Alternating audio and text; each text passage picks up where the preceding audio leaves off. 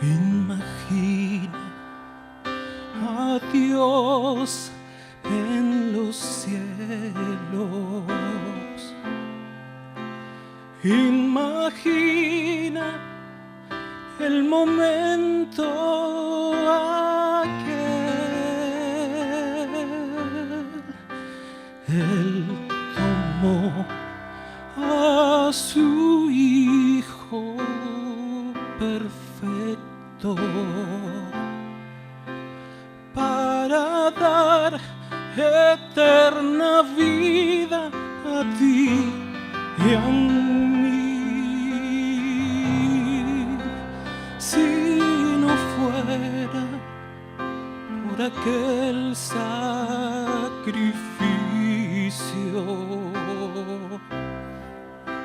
si no fuera por su muerte en la cruz,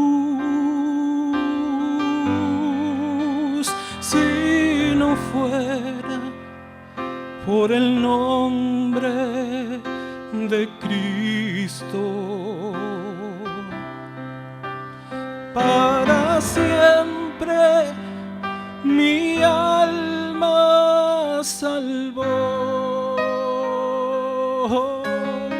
y Él se entregó, dispuesto a cumplir el plan. Oh, ese plan que en la cruz culminó,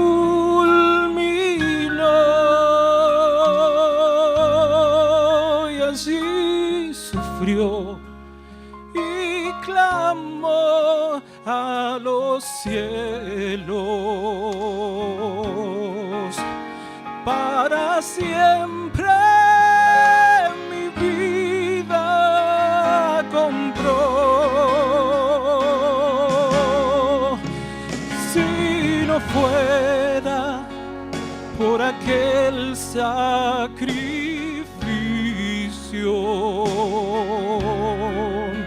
si no fuera por su muerte en la cruz, si no fuera por el nombre de Cristo, para siempre mi alma libró.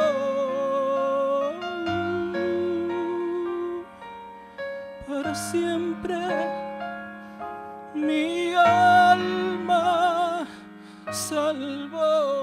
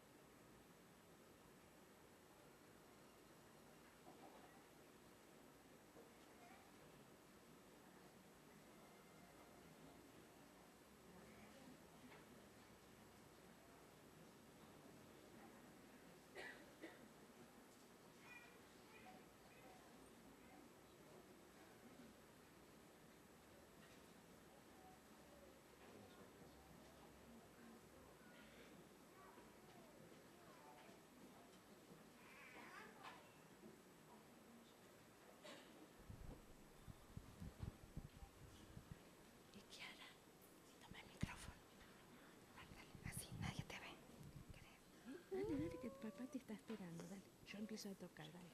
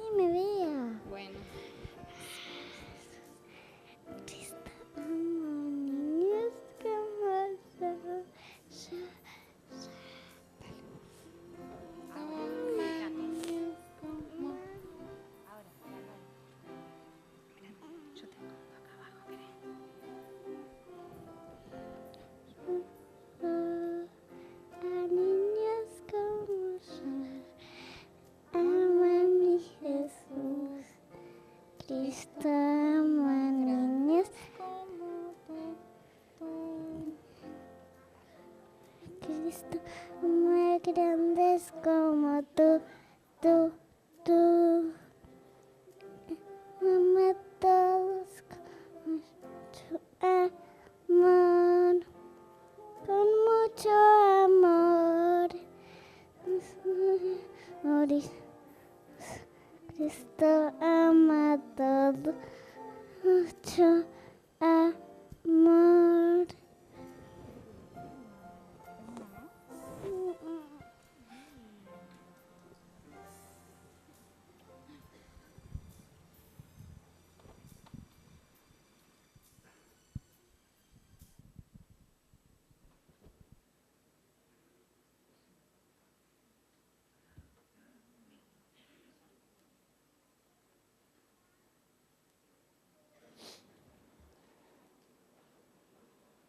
Muy buenos días, muy feliz sábado. ¿Cómo están? No sé si entendieron algo de lo que pasó recién. Me querían hacer llorar porque era la primera vez que mi hija hace una parte especial. Se entendió a media lengua, ¿no? Bueno. Pero cantó muy lindo. Esperemos que no sea la última parte especial, ¿eh? Sino que haya más partes especiales. ¿Cómo están, hermanos? ¿Cómo les va? ¿Bien? Qué lindo que es estar acá adentro. Hace un frío afuera terrible, terrible. Y más lindo cuando podemos estar dispuestos a escuchar el mensaje que tiene Dios para nosotros en esta mañana. Antes tal vez de expresar la meditación de esta mañana, quiero hacer dos anuncios, dos correcciones. En el boletín aparece que hay junta después del sermón, pero en realidad la junta es después del culto joven a la tarde. O sea que después del sermón no hay junta. La junta es después del culto joven, que de paso no se pierdan el culto joven de hoy a la tarde. Y la otra noticia que aparece en el boletín dice que el sábado que viene vamos a tener un día de ayuno y oración. No va a ser el sábado que viene. Va a ser el 18. El 18 vamos a tener un día de ayuno y oración. Y les comento por qué, para que sepan. ¿Quieren saber por qué? Porque yo me equivoqué. Me equivoqué, porque la jefa de diaconisas ni bien tomó su cargo, quiso hacer un almuerzo y yo la llamé y le dije, mirá, Cintia, vos sabés que yo tengo una reunión especial con toda la junta, ¿podés hacer el almuerzo más adelante? Sí, pastor, no hay problema, no hay ningún problema. En la semana lo llamo a Ariel y le digo, Ariel, vamos a hacer un día de ayuno de oración el 11. Bueno, él lo puso en el boletín y cuando vengo a la iglesia, pobre jefa de diaconisa, había programado un almuerzo para el 11. Ahora imagínense si el pastor va y le dice, no, Cintia, lo tenés que correr. Cintia es buena y me va a decir, sí, pastor. Y lo va a correr, pero después me va a querer matar. Así que para que las diaconisas puedan tener su reunión de trabajo especial, vamos a tener el día de ayuno y oración el sábado 18. No se lo pierdan, la idea es poder orar y ayunar por el trabajo que vamos a realizar allí en Villa Maipú, y no podemos llevar adelante ningún trabajo sin el poder de Dios, sin la presencia de su Espíritu Santo, y la Biblia dice que si queremos ese poder, tenemos que pedirlo, tenemos que pedirlo. Saben que los predicadores, por lo general, se enamoran de algunos mensajes. Cuando digo se enamoran de algunos mensajes, tienen algunas predicaciones que son sus favoritas.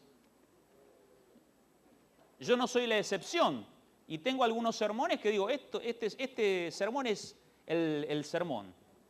En esta mañana voy a predicar un sermón que lo prediqué 2 veces nada más. Una vez lo prediqué en la Universidad Adventista del Plata y la segunda vez lo prediqué el día que prediqué mi primer sermón acá. Pero no lo prediqué acá este sermón, sino lo prediqué en Olivos, cuando me estaba despidiendo de los hermanos de Olivos.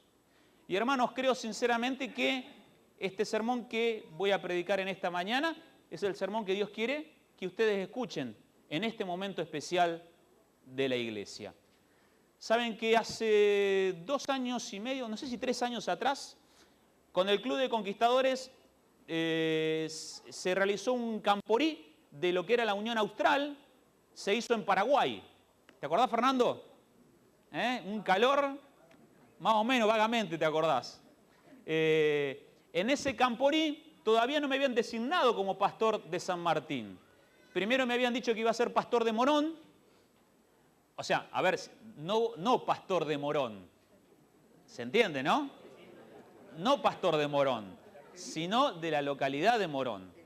Entonces, yo contento, iba a ser pastor de Morón, hablé con los hermanos que habían ido al Camporí de Morón, voy a ser su pastor. En el medio del Camporí me mandan un mensaje, no sos pastor de Morón, sos pastor de San Martín. Me ascendieron acá, me dicen. Entonces, allí fui a visitar a los hermanos de San Martín en su carpita y me contaron las peripecias que estaban pasando con el calor de Paraguay. En ese lugar llamado Raquiura, es un complejo donde hay muchos juegos acuáticos. Una de las atracciones era un tobogán acuático que tenía una altura aproximadamente de 30 metros. Era lindo ver los chicos hacer cola, era parte de las actividades, subir a la punta del tobogán y largarse. Y uno veía que venían con una velocidad terrible y venían gritando. Y uno decía, debe ser lindo esto, debe ser bueno. Entonces se me ocurrió subirme al tobogán. Así que mientras iba subiendo yo decía, qué linda la vista. Y cada vez subíamos más y más y más y más, hasta que llegamos a la parte superior. En la parte superior había unas baranditas nada más. Y se podía ver no solamente todo el predio donde estábamos, sino que cerca de este predio estaba el aeropuerto, ahí en la localidad de Luque, en Paraguay, y se veía un poquito más extenso. Pero les puedo asegurar que cuando subí ahí arriba, yo decía, Dios, que no haya un viento fuerte acá, porque no sé de dónde me agarro. Pero lo más terrible no era eso. Lo más terrible era el tobogán. Porque yo veía que era fácil. Los chicos iban, gritaban, guau, guau, y se tiraban. Y yo digo, esto debe ser fácil. Entonces cuando llegó me dijeron, lo que tenés que hacer es lo siguiente. Tenés que apoyar tu cuerpo en forma horizontal. Imagínense que mi cuerpo así en forma horizontal. Y él, no sé si sería el encargado, el guardavidas, ponía su pie sobre mi hombro, me empujaba y me tiraba y me largaba. El asunto es que el tobogán, imagínense, la parte de arriba del tobogán, el tobogán hacía así. Entonces, cuando yo estaba apoyado con las manos cruzadas y él me empujaba, mi cuerpo era como que salía al vacío. Totalmente, al vacío. Hasta que estaba acostado todo bien. Y cuando me empujó y me tiró, me sentí como que estaba en el aire, volando, sí, en el aire, pero no tenía dónde caer. Ahora entendí por qué gritaban los chicos. Me di cuenta que no era tanto de alegría que gritaban, sino del susto. Me sentí un chico más gritando, ¿no? Pero fue una experiencia terrible. Y bueno, y uno va rebotando con el agua hasta que llega un piletón y queda ahí. Lo más terrible fue que dije, ¿y por qué no lo hago de vuelta? Y saben que empecé a subir las escalinatas y a medida que iba subiendo digo, ¿qué hago acá arriba? ¿Por qué? Y digo, si digo que no quedó mal, si dije que lo iba a hacer de vuelta. Y fue la misma sensación, subir ahí arriba, ver todo, ponerme de vuelta y yo decía, Señor, acompáñame, por favor, Señor, acompáñame, Señor, acompáñame. Esto es como la primera vez que me tocó subirme a un avión. Le decía, Señor, acompáñame, Señor, acompáñame. Cuando el avión subió, digo, bueno, Señor, ya estoy en tus manos, que sé lo que vos quieras. Y de vuelta, lo mismo. No hubo una tercera vez, no quise. Pero ¿saben qué, hermanos? ¿Qué me di cuenta de algo? Me di cuenta de mi perspectiva cuando estaba abajo, distinta a cuando estaba arriba. Me di cuenta que mi perspectiva, podríamos decir, en el final del tobogán acuático era una, limitada. Limitada porque veía lo que estaba cerquita, ahí nomás.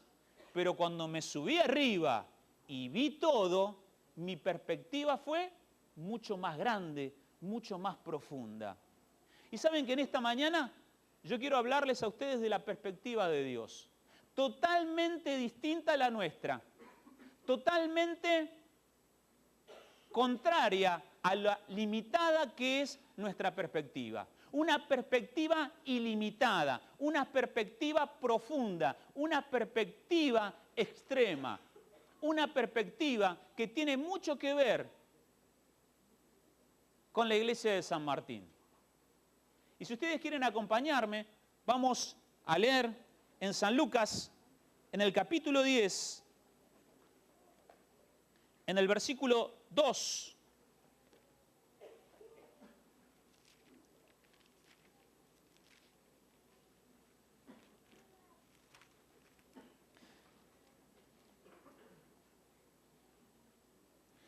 El versículo que Rubén leyó. Vamos a leer desde el 1.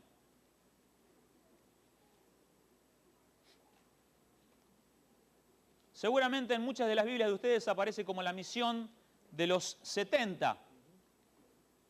Versículo 1 del capítulo 10 de San Lucas dice: después de estas cosas, designó el Señor también a otros 70, a quienes envió de dos en dos delante de él a toda ciudad y lugar donde él había de ir.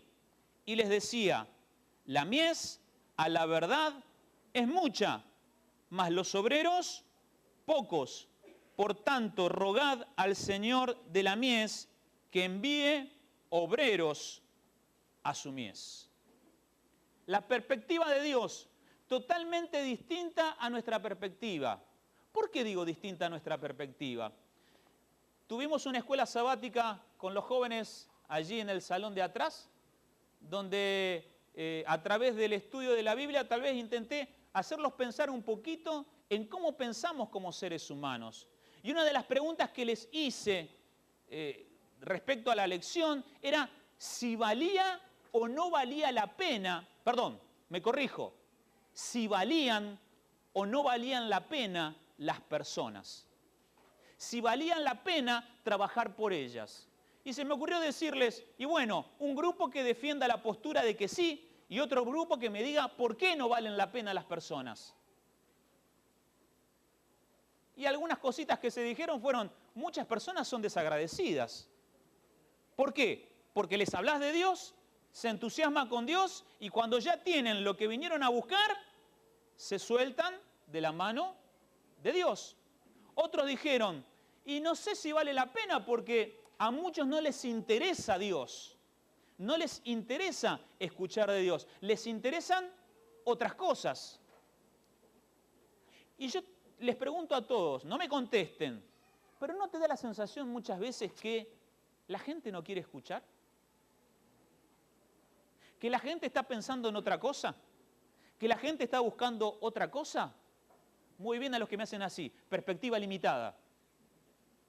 Perspectiva limitada que tenemos como seres humanos. Porque ahora aparece Dios mandando a los 70 con un mensaje para aquel tiempo, para este también, donde dice, muchacho, a la gente le interesa porque la mies es mucha. La perspectiva de Dios es totalmente distinta a mi perspectiva como pastor, a tu perspectiva. Dios dice que la mies es mucha. ¿Qué es la mies? ¿Cómo? La mies, la cosecha.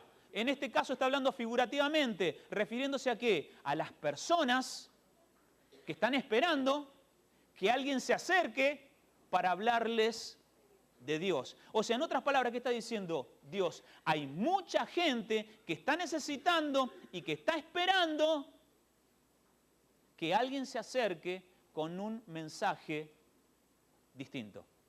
La mies es mucha. Perspectiva divina. Perspectiva humana. No, ¿para qué nos vamos a esforzar? No vale la pena. Perspectiva humana. No, si la gente le interesa otra cosa. Perspectiva humana. No, ¿para qué vamos a gastar tanto dinero? Perspectiva humana. No vamos a lograr nada. Perspectiva humana. Perspectiva humana. Perspectiva divina. La mies es mucha.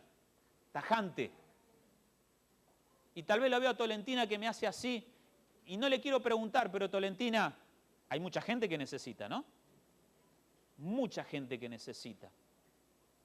Pero nuestra perspectiva limitada hace que muchas veces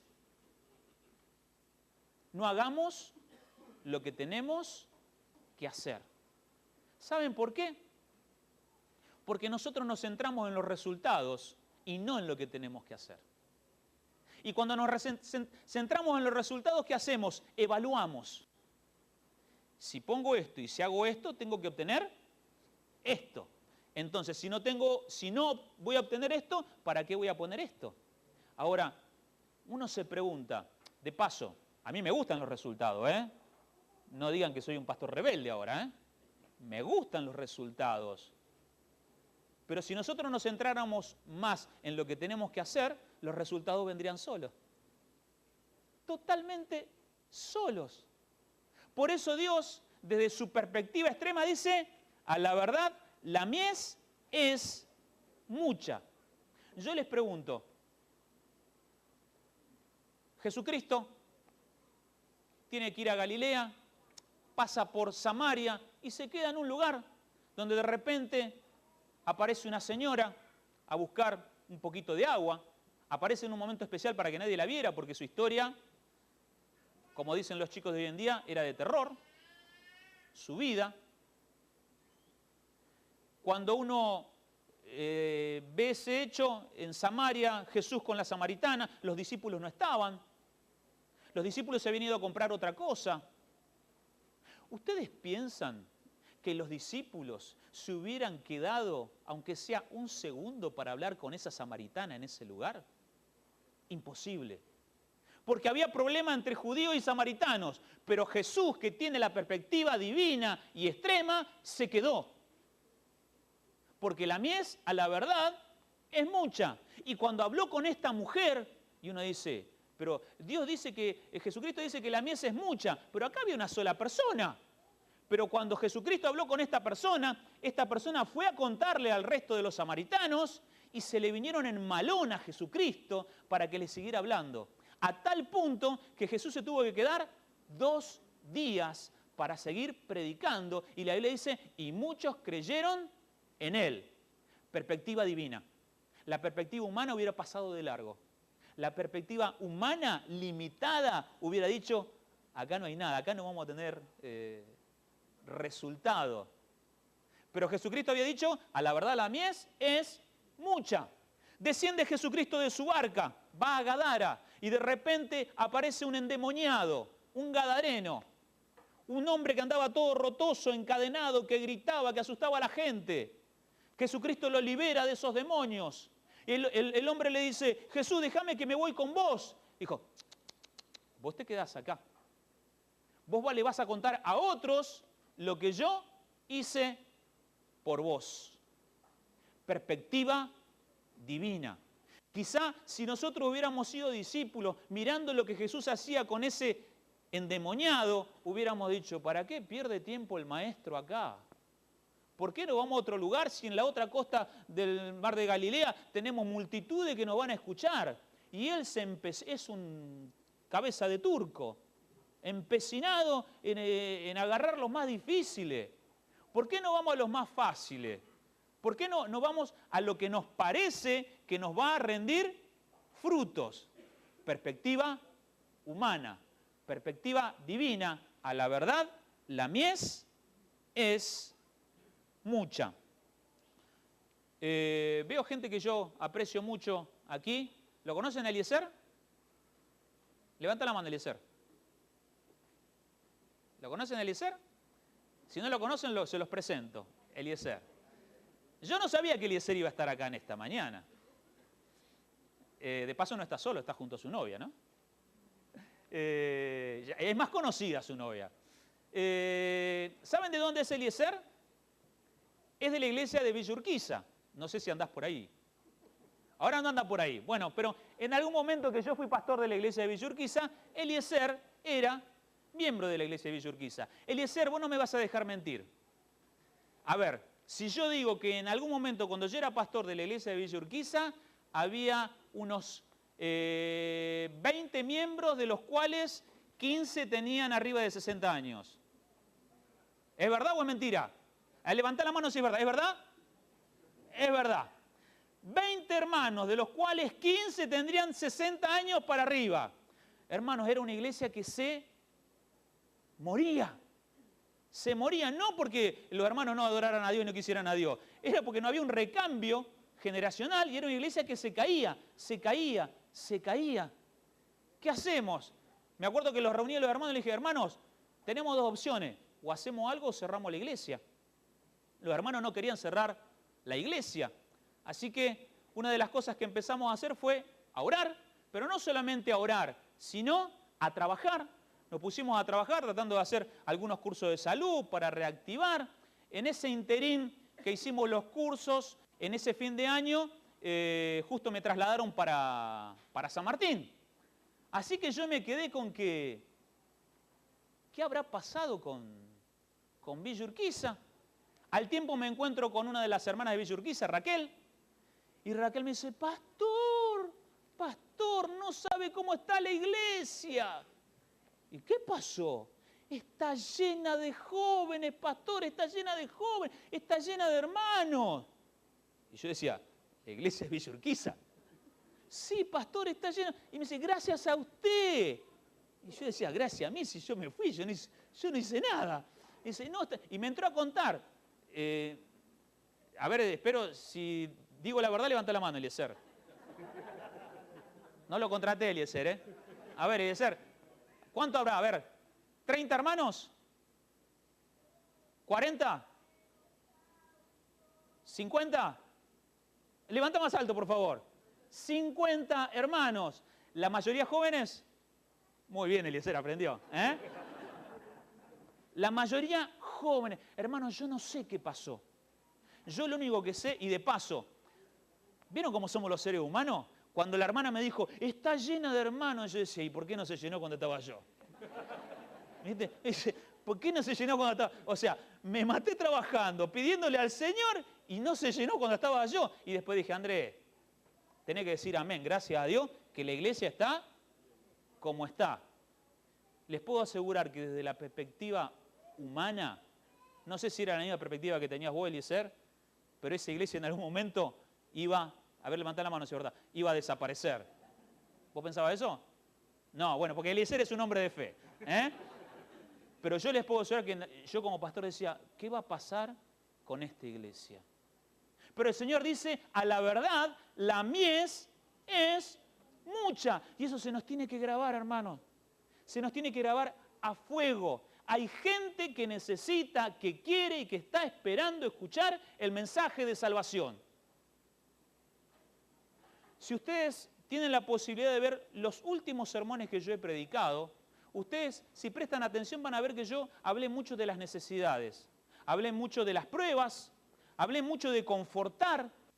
Y después de predicar tanto, yo dije, Andrés, nosotros venimos hablando que Jesús viene, que queremos que Jesús viene, y vos te la pasás predicando solamente de las pruebas, que no está mal. Que no está mal. Pero tenemos que pasar a la acción, hermano. Tenemos que pasar a la acción. Porque no, si no, siempre vamos a consolándonos de nuestras dificultades, que van a seguir estando, que la vamos a seguir teniendo, y no vamos a hacer lo que tenemos que hacer como hijos de Dios. Porque a la verdad, la mies es mucha. Pero el versículo sigue en San Lucas capítulo 10. A la verdad, la mies es mucha. Y acá aparece lo que podríamos decir una verdad extrema y terrible. La Biblia dice, mas los obreros, ¿cuántos son? ¿Cuántos son? Pocos. ¿Y quiénes son los obreros? ¿Cómo? ¿Pero no será que tal vez el Señor contrató pocos obreros? ¿Cuántos somos nosotros acá? Como 300, dice acá Anita. Los 300 de Gedeón. Como 300, dice. Dice, mas los obreros son pocos. ¿Son pocos los obreros? Levanten toda la mano y mírense. Levanten todas las manos levanten. Bajen todas las manos. Somos un montón. Pero la Biblia dice que los obreros son pocos. A ver, no quiero ser un hereje cambiando lo que dice la Biblia. Tal vez la Biblia tendría que decir, más los que trabajan son pocos. ¿No? Porque obreros somos todos. Aquellos que creímos en Jesucristo, que lo aceptamos en nuestro corazón, nos transformamos en obreros en la obra de nuestro Señor. Ahora, pero tal vez los que trabajan son pocos. Y uno se pregunta, ¿y por qué será? ¿Será que no queremos que la gente se salve? ¿Será que no nos interesa lo que le pase al otro? ¿Será que esperamos que Jesús venga sin que vos y yo tengamos alguna parte especial en la obra del Señor? O tal vez será que muchos de nosotros, aún siendo obrero, y cuando digo obrero no me refiero a un obrero pago, a un obrero que ama a su Señor y que quiere hacer su voluntad, tal vez estoy distraído de mi obra, de la obra que tengo que hacer, o tal vez me encuentro desanimado. Y uno dice, ¿y distraído por qué? La Biblia aparece un registro en el cual se dice que un hombre invitó a una fiesta de bodas a un montón de personas. Si ustedes quieren acompañarme, pongan un dedito ahí en Lucas capítulo 10, versículo 2, y vamos a San Lucas capítulo 14, un poquito más adelante.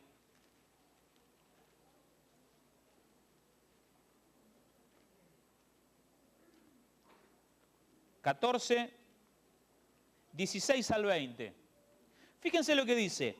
Entonces Jesús le dijo, un hombre hizo una gran cena y convidó a muchos. Y a la hora de la cena envió a su siervo a decir a los convidados, venid, que ya todo está preparado. Y todos a una comenzaron a excusarse. El primero dijo, he comprado una hacienda y necesito ir a verla. Te ruego que me excuses. Otro dijo, he comprado 5 yuntas de bueyes y voy a probarlos. Te ruego que me excuses. Y otro dijo, acabo de casarme y por tanto no puedo ir. Fíjense, distraídos por cuestiones materiales, por cuestiones empresariales, por relaciones. Y de paso, cuando Jesús habla de que un hombre invitó a la boda, no está hablando de una boda, sino está hablando figurativamente de la invitación que nos hace Jesucristo a cada uno de nosotros.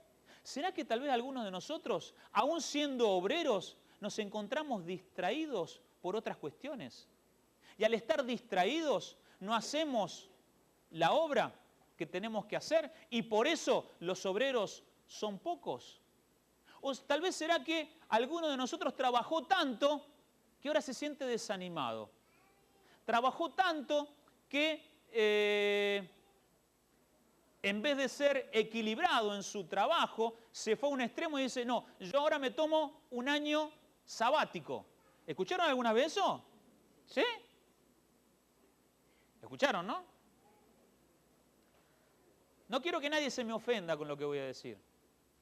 ¿Saben qué? Yo cuando escucho que alguien me dice que se toma un año sabático, yo pienso, ¿y Jesús? Si se hubiera tomado un año sabático, ¿dónde estaría?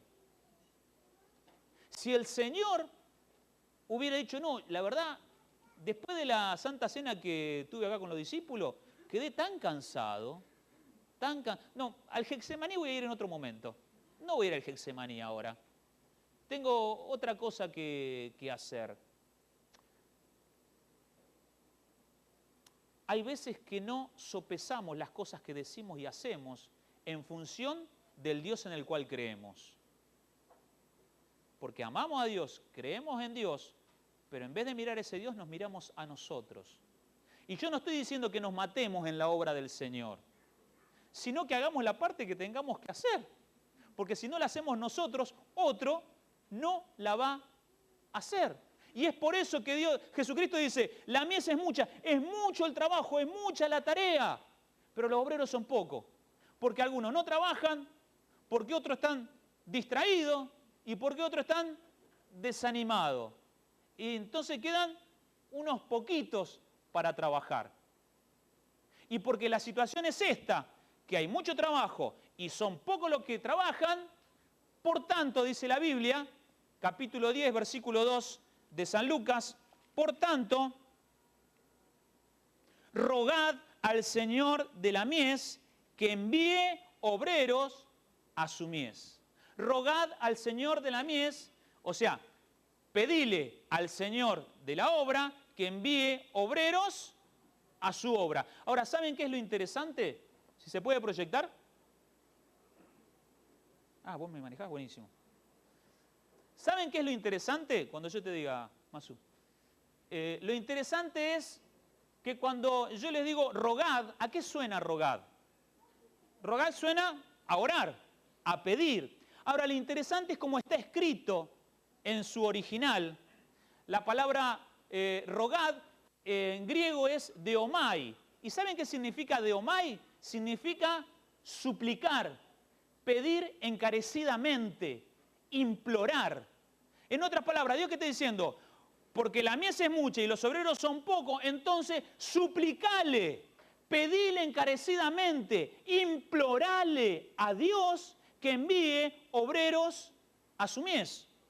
Otros lugares donde aparece la palabra deomai, en Lucas capítulo 5, versículo 12, cuando el leproso le implora por curación a Jesucristo. ¿Cómo se imagina que el leproso le habrá dicho a Jesucristo? Y Jesús, si querés curarme, curame. O tal vez tirado al piso, por favor, Señor, te pido que me cures. Otro versículo, Lucas 8:39. Cuando un endemoniado es liberado, suplica poder seguir a Jesucristo. Se utiliza la palabra deomai. Otro versículo, Lucas 9:38. Cuando un padre suplica que liberen a su hijo endemoniado, se utiliza la palabra deomai. ¿Cómo habrá dicho? ¿Cómo decís vos si llegás a la guardia con tu hijo herido y querés que lo atiendan? Y dicen, no, señor, mire, tiene que sacar numerito, vamos por el número 44 y me parece que ahí toca así el número 62. Así que espere sentado que ya lo vamos a atender. Entonces vos tranquilo, veniste, sentás. Bueno, el chico está sangrando ahí. Tranquilo, ¿eh? Tranquilo que ya no... ¿Qué haces? No te digo que forces la puerta para entrar, pero vas a decir, por favor, un médico. Necesito un médico. ¿Eh? ¿Cómo hiciste con Lauti? Algo así. Lauti se lastimó la cabecita y tuvo que hacer algo así con Lauti. Otro más. En Lucas capítulo 22, 21 al 32, ¿ustedes recuerdan que Jesús le dice, Pedro le dice, yo te voy a defender, Señor. Si ellos no lo hacen, yo te voy a defender. ¿Y qué le dice Jesús a Pedro? Tranquilo, que Satanás pidió para que vos seas zarandeado. Pero yo, ¿qué hice? ¿Cómo? Rogué al Padre para que Él te guarde. Ahora, imagínense, estaba en juego la vida eterna de Pedro. ¿Cómo se imaginan que fue la súplica de Jesús por Pedro? De la misma manera es lo que está diciendo Jesucristo. Por tanto, rogad. En otras palabras, ¿sabes lo que está diciendo Jesús? Orá como nunca oraste. Porque esto puede inclinar la balanza.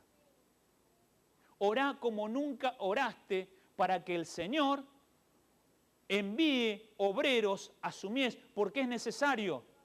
Porque hay mucha gente que necesita, porque son pocos los que están concientizados de que hay que trabajar. Y si vos no orás, y cuando dice orar, no suplicás, no pedís encarecidamente, no implorás, no va a pasar nada.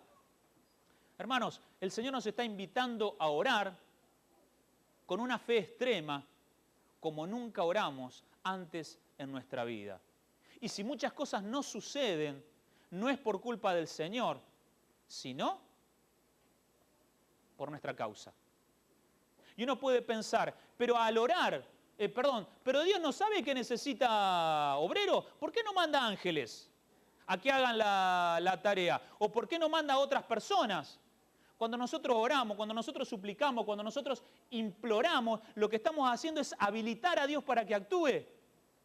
Le estamos abriendo la puerta para que el Señor entre. Y no solamente le abrimos la puerta para que el Señor entre, sino porque nos estamos comprometiendo nosotros con esa obra también. Ahora esto me hace pensar. Entonces, si tal vez nosotros no oramos de esta manera, será porque tal vez no queremos comprometernos como Dios quiere que nos comprometamos. Porque si yo estoy comprometido con la salvación de mi hijo que está lastimado, voy a hacer todo lo posible. Ahora, si yo no estoy comprometido con eso, me quedo sentado esperando el turno hasta que lo atiendan. Pero cuando yo entiendo que la mies es mucha, que son pocos los que están trabajando y que Dios me dice que ore, me comprometo y le pido, suplico, imploro, reclamo, molesto, no lo dejo tranquilo a Dios para que pueda actuar. Cuando uno sigue analizando la palabra de Dios, se encuentra con algo interesante. La Biblia dice, rogad que envíe. De paso, el rogad, ¿me pasás la otra? El rogad es algo, Jesucristo no dice, es una orden, no dice, si quieren rueguen. Si hoy tienen tiempo un poquito, después de ver a Tinelli, tómense el tiempito y rueguen. Si después hoy a la noche que termina de jugar el partido y tienen ganas de rogar, roguen. No, rogad es un imperativo. ¿Saben qué es lo interesante? En griego, el imperativo, hay dos modos, es el imperativo presente o el imperativo aoristo se llama. El imperativo presente da la idea de seguir haciendo lo que uno ya está haciendo. Por ejemplo, Mateo 7:7 que dice, pedid y se os dará. ¿Qué está diciendo? Seguí pidiendo. ¿Estás pidiendo? Seguí pidiendo. En el imperativo aoristo, que es en el cual aparece la palabra rogad, da la idea de empezar a hacer lo que no estás haciendo. O sea, lo que no estás haciendo, empezá a hacerlo. Por ejemplo, Juan 11:44, ¿recuerdan cuando está Lázaro y sale? ¿Y qué dice Jesús? Vayan y desátenlo. Y nadie estaba haciendo nada. O sea, comiencen a hacer lo que tienen que hacer. Entonces, cuando Jesús dice, rogad, y está escrito en imperativo aoristo, lo que está diciendo es, muchachos, comiencen a suplicar porque no lo están haciendo. Comiencen a implorar fervorosamente porque no lo están haciendo. Comiencen a implorar porque hasta ahora ustedes se piensan que están orando, pero no están orando como tienen que orar. Rogad al Señor de la mies que envíe. Enviar, la palabra enviar. ¿Y saben por qué les pongo esto? Ustedes ven que por general yo no hablo de griego ni de hebreo, porque no los quiero confundir, pero es interesante, enviar. Enviar viene de, muchas veces en la Biblia se escribe como apostelo, que viene de apóstol, de ahí viene apóstol. Pero en este versículo de capítulo 10 de San Lucas aparece escrito como ekbalo. Y ekbalo, ¿saben lo que quiere decir? Arrojar, echar. Viene de la raíz balo. Por ejemplo, en Juan 21:6 Jesús dice, echen la red al agua. Ahí utiliza la palabra balo. En Juan 8:59, cuando le querían arrojar piedra a Jesucristo, utiliza la palabra balo. Pero acá aparece balo con ek balo. Ek quiere decir afuera. En otras palabras, ek balo, ¿qué quiere decir? Echar afuera, expulsar. ¿Qué está diciendo Jesucristo? Jesucristo está diciendo, porque la mies es mucha, porque la perspectiva divina es distinta a la perspectiva humana, porque los obreros son pocos, porque algunos están distraídos, otros están desanimados y otros no trabajan, entonces implorá, clamá y reclamá al Señor de la obra que eche gente a la obra. No le está diciendo que eche que los saque de la obra, sino que los saque de donde están para echarlos a la obra. ¿Se entiende lo que...? No era un efecto especial esto, ¿eh? Chan, chan. ¿Se entiende lo que está diciendo Dios? Ahora, ¿echar fuera de dónde? Y esta es una interpretación mía, no aparece en la Biblia. ¡Ah, me lo sacó! Echar fuera de la comodidad. Echar fuera del egocentrismo que hace que te fijes en tus cosas nada más. Echar fuera de tantas cosas que te subyugan y no dejan que vos hagas las cosas que Dios quiere que hagas. Ahora, Dios dice, rogad. Jesucristo dice, rogad, para que los eche fuera. O sea, los eche fuera de la comodidad, lo eche fuera de su egocentrismo para tirarlos ¿dónde? En la obra. Ahora, hermanos, en la obra, en la mies. Ahora, hermanos, nosotros podríamos hacer esa oración sin incluirnos a nosotros. A mí no me daría la cara. ¿Se entiende? Yo les digo, hermanos, bueno, vamos a orar. Y ahora vamos a orar para que el Señor envíe obreros a su mies. Pero Señor, te pido que envíes al hermano Juancito. Él no tiene muchas ocupaciones. a mí déjame que yo me quedo en lo que estoy haciendo. No tengo tiempo, tengo muchas cosas para hacer, pero él tiene tiempo, es soltero, está jubilado, no estudia, tirame más letra. Vive cerca, trabaja, gracias, hoy tiene más todavía, y hace tantas cosas, o sea, no hace nada. Yo tengo tantas cosas, Señor, pero envía obreros a la mies. Hermano, a mí no me da la cara. ¿Saben? Si nosotros estamos dispuestos a seguir el consejo de Cristo y a orar, también tenemos que estar dispuestos a ir. Y si nosotros somos capaces de rogar como Dios quiere que roguemos, lo que le tenemos que decir al Señor, y comenzá conmigo, Señor. Échame a mí, Señor. Échame de mi comodidad. Porque la verdad yo estoy cómodo, la paso bien, Dios. Pero ¿sabés, Dios, que a pesar de que la paso cómodo, siento dentro de mí un cosquilleo algunas veces? Un cosquilleo como que no estoy haciendo lo que tengo que hacer. Un cosquilleo como que me falta algo, Dios. Y hermanos queridos, amigos que nos están escuchando en esta mañana, cuando nosotros no trabajamos por otros, no estamos trabajando por nosotros. Cuando nosotros trabajamos por otros, estamos trabajando por nosotros. No porque al trabajar ganemos en nuestra salvación, sino que al trabajar nos fortalecemos espiritualmente para seguir avanzando. Porque cuando trabajamos, el desánimo desaparece, las distracciones desaparecen y me siento pleno y confiado porque estoy haciendo la voluntad del Señor. Por eso Jesucristo dice, échalos, expulsalos de ese lugar para que realmente hagan mi voluntad.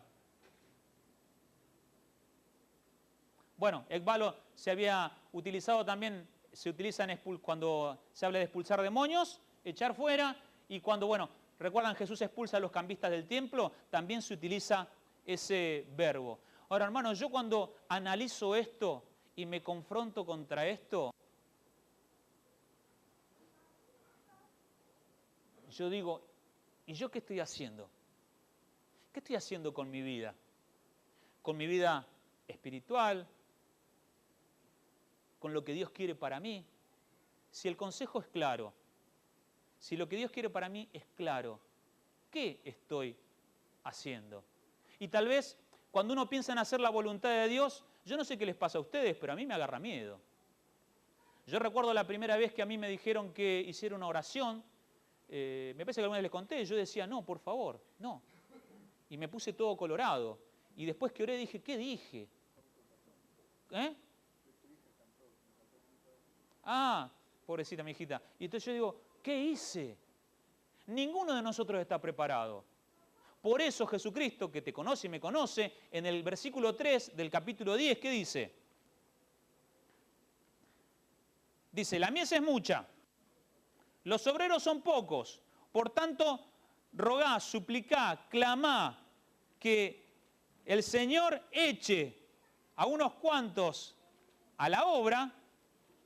Y en el capítulo 10, en el versículo 3, dice, id, ¿y cómo sigue? Id, y aquí yo os envío como corderos en medio de lobos. Cuando vos escuchás que el Señor te pide hacer lo que tenés que hacer para que salgas de tu comodidad, para que cumplas con su misión, para que te pongas los pantalones de cristiano, a mí me agarra miedo. ¿Saben por qué? Porque el mismo Jesús lo dice, yo te envío como ¿qué? Como cordero. Somos corderos, hermano.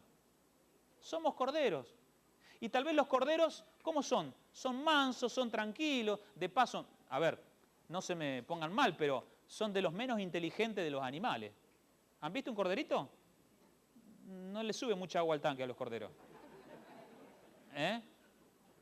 Y Dios dice, te envío como cordero. Ah, y ahora sigue la otra parte. Y cuando el Señor te dice, tenés que hacer esta obra, yo no me siento suficiente. Yo no sé. La primera vez que me pidieron que hiciera un sermón, yo era hermano de la iglesia de La Plata, no dormí esa noche. Y después que dije sí, dije, ¿por qué dije que sí? Y preparaba, y leía, y miraba, y cambiaba, y ponía. Y después que prediqué la primera vez, debe haber sido el sermón más corto de mi vida. Para mí fue un sermonazo, pero habrá durado 10, 15 minutos. ¿Por qué? Porque soy cordero. ¿Quién de ustedes se siente suficiente para llevar adelante la obra del Señor? Si te sentís suficiente, guarda. Cuidado. Estás en peligro. Somos corderos. Y aquí me agregó Susana, y te envío en medio de ¿qué? De lobo, hermano. Tenemos retos internos y externos para cumplir la obra del Señor. Retos internos que tienen que ver con nuestra poca capacidad, con nuestra poca sabiduría, con nuestras debilidades. Muchas veces no te ha pasado, ¿y yo qué voy a hablar? Si yo vivo de una manera, y si todos me conocen, si me paro acá y hablo, me van a decir, sos un cara dura. Y retos externos. Te envío como cordero en medio de... ¿Y los lobos cómo andan? En manada, no andan de a uno, en manada. Y te quieren devorar. Y van a hacer lo imposible por poner piedras en el camino para que vos no cumplas con el designio del Señor. Porque a pesar de que faltan obreros, el enemigo de las almas está haciendo lo imposible para que tu autoestima sea menoscabada, para que vos pienses que no podés, para poner piedras en el camino, para que vos no seas parte de los obreros que tienen que llevar adelante la obra del Señor. Pero una palabrita. La Biblia dice, yo os envío. Y ahí está la diferencia, hermanos. La diferencia está en que ni vos ni yo vamos por nosotros mismos. Ni vos ni yo vamos porque nosotros queremos. Vamos porque hay alguien que ya venció y es el que nos envía. Vamos porque hay alguien que ganó. Vamos porque hay alguien que ya recibió todo el poder para acompañarte y para hacer los milagros que vos nunca te pensás que pueden suceder cuando vos hablás de Dios. El primer día un día después de que yo me bauticé, me parece que no les conté, pero un día después de que yo me bauticé, apareció una hermana aquí adelante, en la iglesia de La Plata, y dijo, hermanitos, dice, yo voy a una fábrica abandonada, dice, está llena de niños y de gente, ¿quién me quiere acompañar a hacer esta obra misionera? Dice, si alguien me quiere acompañar, por favor, a la salida me encuentra. A la salida era otro y yo, lo único que fuimos. Yo recién bautizado, fui ahí a ver a esta señora, a esta hermana, y me llevó. Era una fábrica abandonada, donde mucha gente había ocupado algunos lugares para vivir. Había lugares que eran el sector de los vestuarios, de la cocina. Se habían acomodado para vivir con 5 o 6 hijos. Y con esta hermana me acuerdo que íbamos con un Fitito, un Fiat 600. Y todos los sábados a la tarde nos juntábamos y con el Fiat 600 íbamos. Llevábamos comida, llevábamos ropa, estudiábamos la Biblia, cantábamos con los chicos. Durante 2 o 3 años hicimos ese trabajo. Yo por algunas otras cuestiones fui para otro lugar. Y después de un tiempo, de mucho tiempo, después de haber estudiado y haberme recibido como pastor, volví a la iglesia de La Plata. Y en la iglesia de La Plata me acuerdo que prediqué, salí y yo veía una nena que estaba contra uno de los portones de la iglesia y me miraba. ¿Vieron cuando vos ves a alguien y decís, este lo conozco, ¿de dónde lo conozco? Y tenés miedo de decir el nombre a ver si pasás vergüenza, si eso no es. Y yo veía que me miraba y yo miraba y me miraba y me miraba. Y me dice, ¿te acordás de mí? No, la verdad, me llama la atención que me estás de mirar, pero no sé quién sos. Y me dijo su nombre. Yo soy el nombre de la fábrica abandonada. ¿Cómo? Sí. Yo era la hijita más chiquita, dice, que cuando vos ibas a predicar, nos cantabas canciones, llevabas ropa y llevabas comida. ¿Y cuántos años tenés ahora? No, ahora tengo 18 años. ¿18 años? Qué bueno. ¿Y qué estás haciendo acá? No, me bauticé. Toda mi familia se bautizó. Y estamos en la iglesia. ¿Saben, hermanos, que yo no sé si alguna vez lo sentiste? De paso, no vivamos por sentimientos, ¿no? Pero es lindo. Cuando vos ves el fruto de tu trabajo. Cuando vos ves una persona que toma la decisión más importante de su vida por el trabajo, el esfuerzo y la energía que vos pusiste en ese trabajo. Yo pienso algunas veces en el Club de Conquistadores, ¿no? Cuando pasan los años y ya los que eran chiquititos ya son casi, pueden ser guardaespaldas nuestros, ¿no? Y vos los ves todavía en la iglesia. Y por ahí te dicen, ¿sabés qué? ¿Sabés que vos me dijiste eso? A mí me quedó grabado. Tenemos debilidades, tenemos muchas cosas por mejorar, pero tenemos un Dios poderoso, hermanos. Y ese Dios poderoso se ocupa de escribir derecho sobre torcido. Se ocupa de capacitarte, de arreglar tus deficiencias y que hacer que el mensaje que vos querés llevar de parte de Él sea claro y lleve un corazón dispuesto para aceptarlo como su Salvador personal. Pero esto sigue. Hay una parte que no voy a tocar de Lucas 10 porque es extenso, pero llego a la última parte, capítulo 10, versículo 17. Después que mandó a los 70, después que le dio las instrucciones, después que le dijo, oren y hagan esto y esto y esto, y se interpreta que ellos lo hicieron, y fueron a predicar e hicieron lo que tenían que hacer, versículo 17, y volvieron los 70 tristes, amargados, con furia, enojados. ¿Cómo volvieron? Gozosos, felices, saltando en una pata, gritando de la alegría. Se encontraban con uno y no les daba el tiempo para decir, ¿sabes lo que pasó con Josecito? El otro día que fuimos encantados del trabajo que habían hecho. Volvieron gozosos, dice, diciendo, Señor, aún los demonios se nos sujetan en tu nombre. Y les dijo, yo veía a Satanás caer del cielo como un rayo, o sea, vencido. Cuando vos trabajás y hacés lo que el Señor te propone, hay gozo, hay alegría, y no solamente en el cielo, sino acá en la tierra. Y no solamente cuando una persona se bautiza, sino cuando una persona recibe la palabra del Señor con gozo y alegría, y vos ves que eso produce cambios en su vida. Y vos participás de un gozo que es inexplicable, de una alegría que te llena, que te supera, podríamos decir, de una alegría extrema. Una oración extrema, un compromiso extremo, te lleva a una alegría extrema. Hermanos queridos, hace 3 semanas atrás yo estuve aquí hablándoles de Villa Maipú, hablándoles del trabajo que pensamos hacer.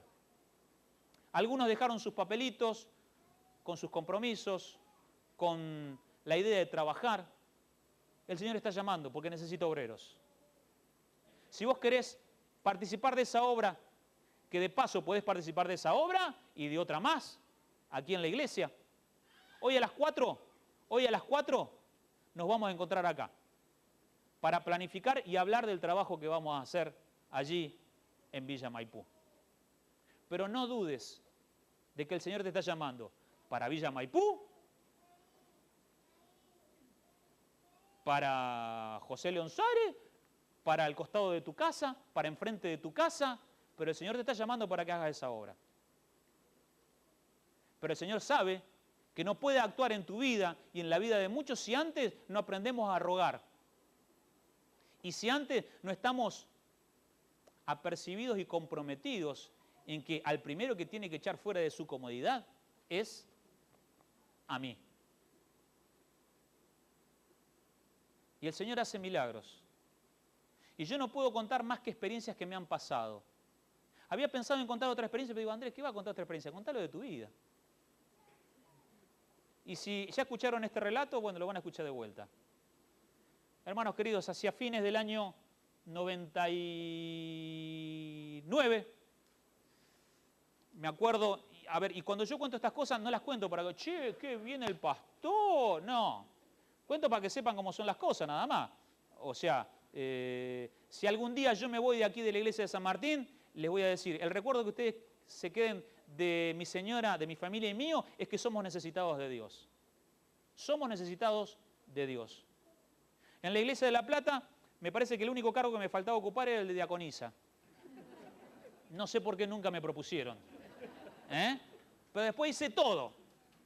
Todo lo que podía hacer lo hice porque me gustaba, porque me encantaba, porque había un fuego dentro mío para hacer eso.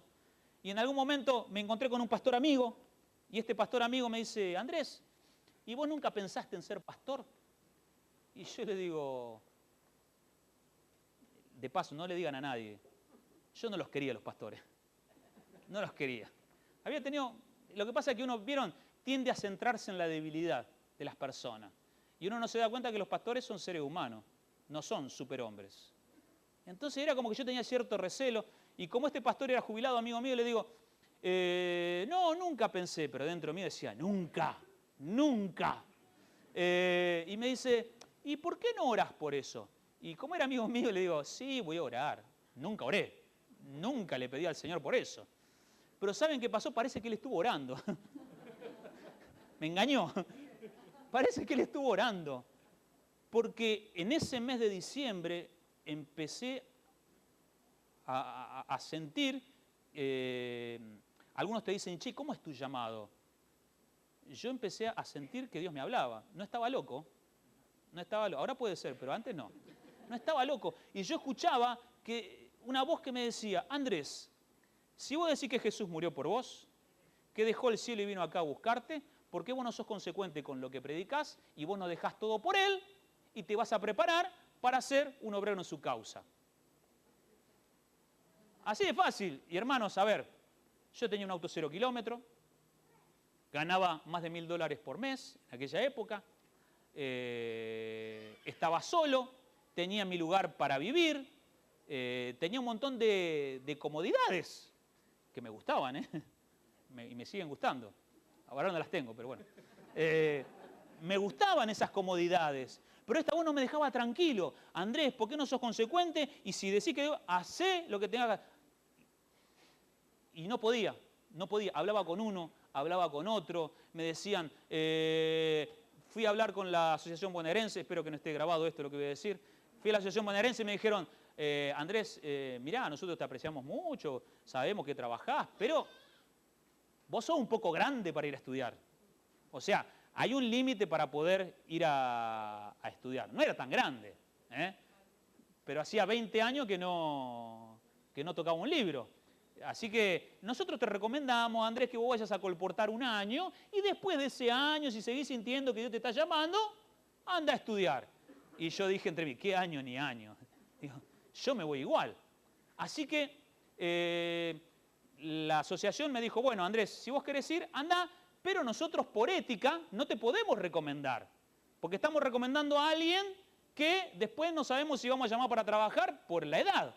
Entonces yo me acuerdo que hice una carta, no la traje la carta.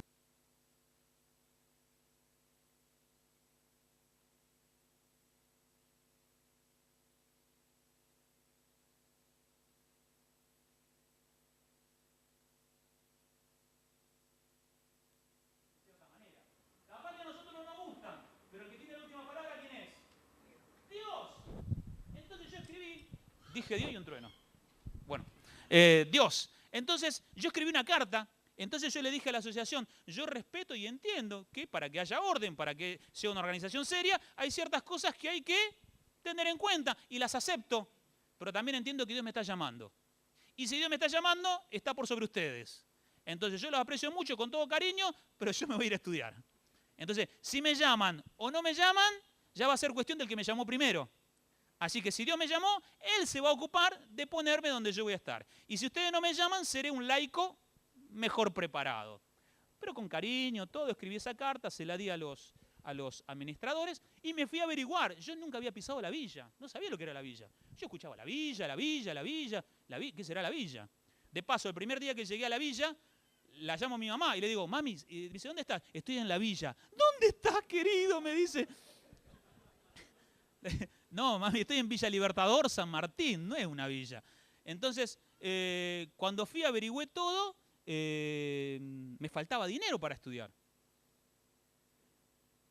¿De dónde saco dinero? Tenía dinero, pero había gastado en un montón de cosas. Tenía el auto 0 kilómetros, pero lo tenía que vender si quería estudiar. Y tenía un terreno para vender. Este terreno valía $12.000. Yo lo había tenido en en común con una novia, lo habíamos comprado porque nos pensábamos casar, después nos peleamos y se lo compré yo la parte. Pero yo le dije, Señor, no tengo la plata para inscribirme. Si vos querés que yo vaya, tengo que vender el terreno. El terreno hacía una semana que lo había publicado. Y los días pasaban. Así que un día le dije, bueno, Dios, vos decidís si voy o no voy. A todo esto yo había renunciado a mi trabajo. O sea que estaba rejugado. Rejugado. Señor, pero yo siento que vos me estás llamando y esa voz no me deja tranquilo. Y yo quiero hacer lo que vos me pedís. Entonces, había puesto un cartelito. ¿Vieron cuando, no sé si le ha pasado, hice un cartel para vender el terreno, pero lo hice con tan pocas ganas, casi como diciendo, acá no va a pasar nada. Para colmo, el terreno estaba dando una calle interna de tierra que pasaban muy pocas personas. Puse el cartelito y a los 2 días me dicen, sí, yo llamo por el terreno que está en ese lugar. ¿Cuánto estás pidiendo? Y entonces vieron cuando uno entra en el tire de afloje y estoy pidiendo $13.000 $13.000. 13.000, mirá, yo te puedo ofrecer $12.000. ¿12.000? Sí, y al contado. ¿Cómo? Sí, porque quiero hacer unos negocios. Y dice, si vos querés nos podemos ver, hacemos la transacción y te lo compro. Vieron que hasta que uno no ve la plata en efectivo, no dice, no sé por qué no dice amén, ¿no? Hasta que no la ve, ¿no? Me acuerdo que fui al banco, cobré ese dinero, agarré la plata, me la puse en la media. Me puse 6.000 acá y 6.000 en la otra media. No sea cosa que el Señor respondió a la oración y venga un chorro y me saque la bendición de Dios, ¿no? Entonces me puse 6.000 y 6.000. Salí con un miedo del banco, pero dentro de mí decía, Señor, gracias, gracias.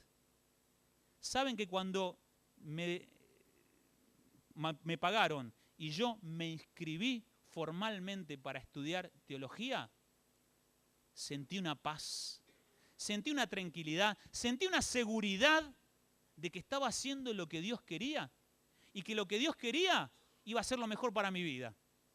Cuando renuncié a mi trabajo, yo trabajaba en la oficina de personal, conocía a todos los empleados, la gente venía y me saludaba. Te felicito, porque vos ibas a hacer lo que vos querés. Y yo pensaba, no, pero yo no voy a hacer lo que yo quiero. Yo voy a hacer lo que Dios quiere. ¿Y saben qué, hermanos?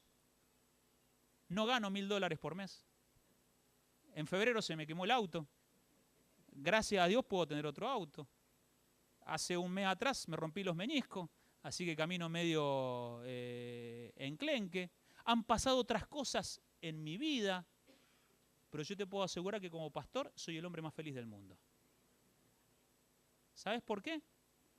Porque estoy haciendo lo que el Señor quiere que yo haga. Porque yo entendí. A ver, cuando yo digo entendí, no es me las sé todas. Porque yo todavía sigo entendiendo que la mies es mucha. Que los obreros son pocos. Que tengo que pedir, que implorar, para que Dios siga echando afuera a muchos como yo, que estaban en su comodidad, tranquilitos, porque hay una obra que hacer. Y hermanos queridos, yo ahora no voy a pasar ningún papelito, ni voy a hacer ningún llamado extraño, porque el que llama es Dios. Pero si yo prediqué este sermón esta mañana, es porque Dios te está haciendo un llamado a vos. Y no te está haciendo un llamado o para que vayas a Villa Maipú, o a José Lon Suárez, o a Billingur. Te está haciendo un llamado para que hagas lo que tenga que hacer en el lugar que Él quiera. No para que vos le indiques el lugar al Señor, sino para que vos te dejes... ¿Cómo? Muy bien. Para que vos te dejes guiar por el Señor para hacer la obra que tenés que hacer en el lugar que Él lo designe. Ahora, si querés hacerla en Villa Maipú, y a las 4 te espero. Pero hermanos queridos, algunas veces, ¿saben por qué este sermón lo prediqué el último día que me fui de Olivos? Yo soy amigo de un pastor, el pastor Huizón, y el pastor Huizón fue pastor mío. Y el último sermón que él predicó, yo era el anciano de turno, y él me dice, bueno, dice, cuando uno se va, puede predicar cualquier cosa, total. Ya se va. Todavía no me fui de San Martín, espero. Todavía estoy acá. Pero yo siento en mi corazón, hermanos, y Dios me dice que necesitamos prestar atención a estas palabras. La mies es mucha, los obreros son pocos. Debemos rogar al Señor de la mies que envíe obreros a su mies. Y cuando nosotros le hagamos caso a esas palabras y hagamos lo que el Señor nos pide, vamos a sentir el mismo gozo, la misma satisfacción que sintieron los discípulos cuando el Señor los envió. Que Dios te bendiga y que el Señor te eche fuera. Amén.